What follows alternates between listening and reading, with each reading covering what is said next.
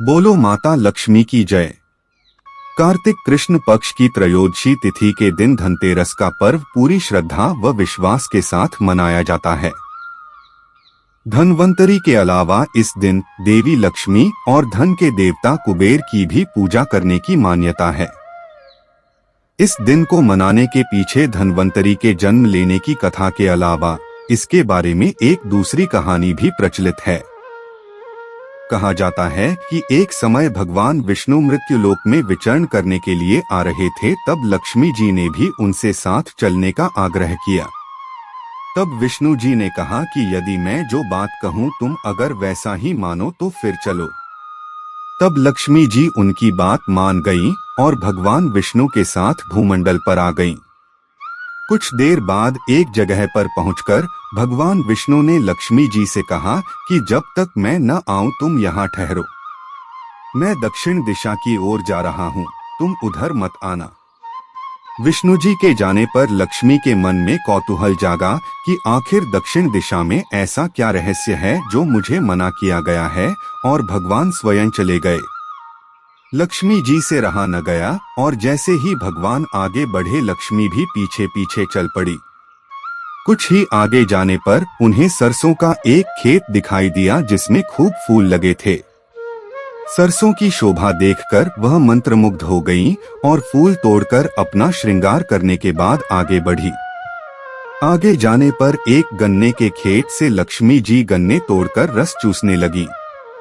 उसी क्षण विष्णु जी आए और यह देख लक्ष्मी जी पर नाराज होकर उन्हें शाप दे दिया कि मैंने तुम्हें इधर आने को मना किया था, पर तुम न मानी और किसान की चोरी का अपराध कर बैठी।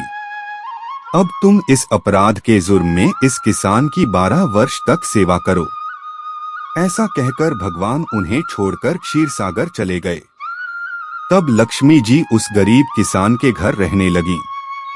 एक दिन लक्ष्मी जी ने उस किसान की पत्नी से कहा कि तुम स्नान कर पहले मेरी बनाई गई इस देवी लक्ष्मी का पूजन करो, फिर रसोई बनाना, तब तुम जो मांगोगी मिलेगा। किसान की पत्नी ने ऐसा ही किया। पूजा के प्रभाव और लक्ष्मी की कृपा से किसान का घर दूसरे ही दिन से अन्न, धन, रत्न, स्वर्ण आदि से भर गया। लक्ष्मी ने किसान को धन धान्य से पूर्ण कर दिया।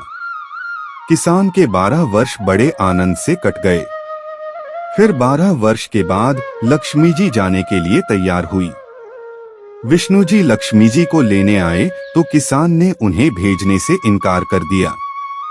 तब भगवान ने किसान से कहा कि इन्हें कौन जाने देता है, यह तो चंचला हैं, कहीं नहीं ठहरती।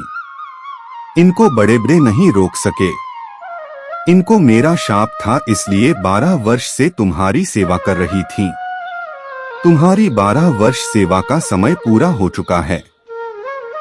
किसान हठपूर्वक बोला कि नहीं, अब मैं लक्ष्मी जी को नहीं जाने दूंगा। तब लक्ष्मी जी ने कहा कि हे किसान, तुम मुझे रोकना चाहते हो तो जो मैं कहूँ वैसा करो। कल तेरस है, तुम कल घर को लीप पोत कर स्वच्छ करना। रात्रि में घी का दीपक जलाकर रखना और सायंकाल मेरा पूजन करना और एक तांबे के कलश में रुपए भरकर मेरे लिए रखना। मैं उस कलश में निवास करूंगी, किंतु पूजा के समय मैं तुम्हें दिखाई नहीं दूंगी। इस एक दिन की पूजा से वर्ष भर मैं तुम्हारे घर से नहीं जाऊंगी। यह कहकर वह दीपकों के प्रकाश के साथ 10 दिशाओं में फैल गईं। अगले दिन किसान ने लक्ष्मी जी के कथानुसार पूजन किया। उसका घर धन धान्य से पूर्ण हो गया। इसी वजह से हर वर्ष तेरस के दिन लक्ष्मी जी की पूजा होने लगी। बोलो माता लक्ष्मी की जय।